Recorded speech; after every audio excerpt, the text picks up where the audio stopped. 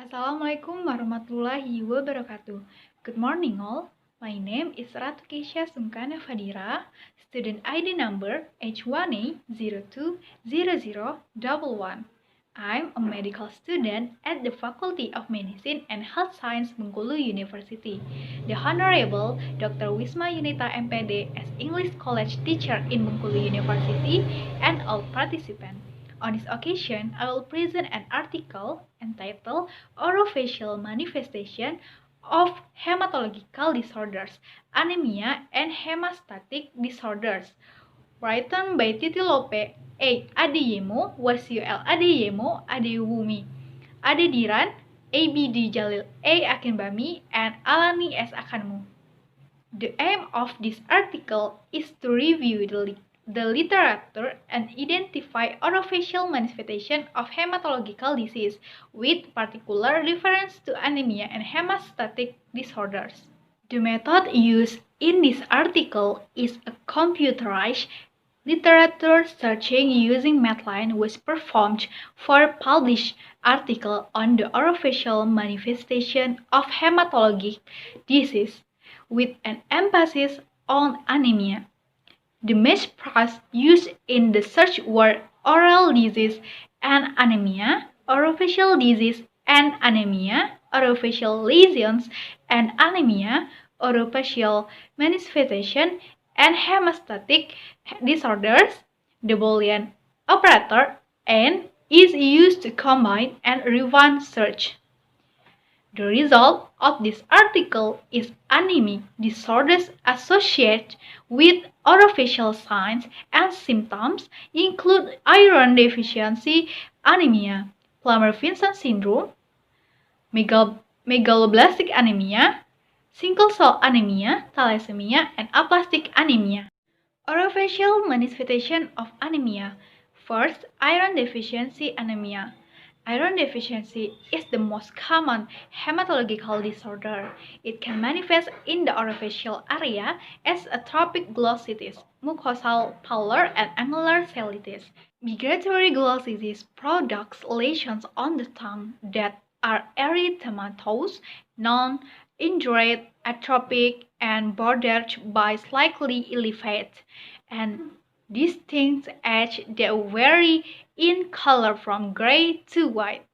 In more severe cases, the tongue may feel tender. Angular stomatitis, painful striations at the corners of the mouth, and sialosis, dry skin on the lips and corners of the mouth, are also common findings associated with iron deficiency anemia. Angular cellitis, however, is often associated with fungal infection, Candida albicans, lip sucking, and dehydration. Treatment should focus on correcting deficiencies and providing sufficient energy, protein, fluids, and nutrients to promote healing. When angular cellitis is caused by opportunistic infections caused by decreased resistance to the nutritional deficiencies, treatment should focus on antifungal therapy, correction of nutritional deficiencies, and dietary modification to make the eating experience more comfortable. The second, the Plummer-Vinson syndrome. This is otherwise called Patterson-Brown-Kelly syndrome or sideraponic dysphagia.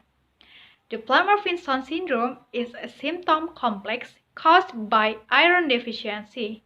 This syndrome manifests as atrophic glossitis or angular cellitis, and occasionally hyperkeratotic lesions are seen on the oral mucosa.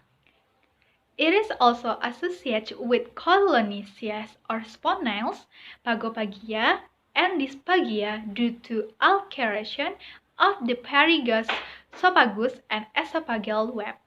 The third, megaloblastic anemia. This may be caused by a deficiency of vitamin B12, usually from pernicious anemia, surgical resection of the ileum or small intestinal diverticula, or by a deficiency of folic acid, most commonly due to malnutrition. Vitamin B12 deficiency manifests in the oral cavity as part of megaloblastic cells throughout the digestive tract, which is well demonstrated morphological in the bone marrow. Oral manifestation of pen atrophy throughout the mucous membranes of the mouth and tongue. Stomatitis and mucosal in vitamin B12 and folate deficiency have long been recognized. These oral changes can occur in the absence of symptoms of anemia or macrocytosis. Magenta tongue, which is said to be somewhat characteristic, may indicate B12 deficiency. The fourth, aplastic anemia. Aplastic anemia usually presents with oral manifestation and may be the first clinical manifestation of the disease. The most common orofacial manifestation of this disease is bleeding, which occurs most frequently in patients with a platelet count less than 25 times 10.9 per liter. Other common manifestations are oral ulceration, candidiasis, and viral infection. 5. Sickle cell anemia. Sickle cell anemia is the most common type and represents a homozygous form in which the individual inherits a double dose of the abnormal gain coding for hemoglobin. The single hemoglobin disorder is caused by the substitution of valine with glutamic acid in the 6th position from the NH2 terminal end of the beta globin chain.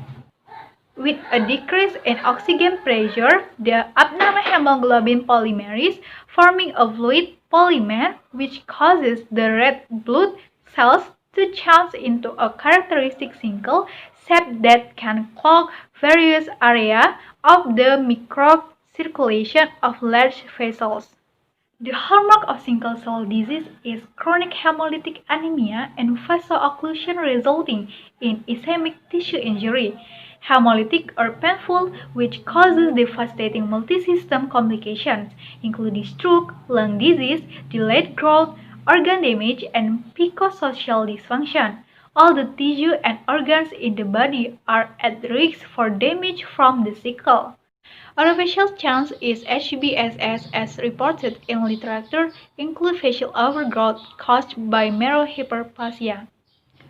Other skull and jaw changes such as increased skull thickening and osteoporotic changes. Mandibular infection can be followed by osteochlorosis, mandibular osteomyelitis, orofacial pain, and diastema. 6. Thalassemia. This is a group of hereditary hemolytic anemia involving defect in the synthesis of alpha or beta hemoglobin polypeptide chains. Based on genetic and clinical entities, thalassemia is classified as homozygous, heterozygous, or compound heterozygous. The heterozygous form of disease is mild and usually asymptomatic, the only manifestation of which is hypochromic microtic anemia. The homozygous form of beta thalassemia presents the most severe clinical symptoms with successful orofacial deformity.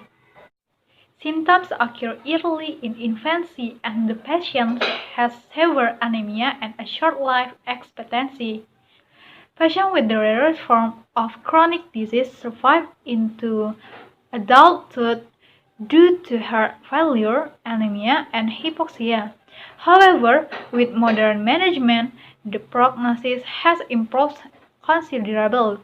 The most common orofacial manifestations are caused by intense compensatory hyperplasia of the marrow and expansion of the marrow cavity and facial appearance, known as chipmunk, enlargement of the maxilla, skull tops, and protruding molar protrusions.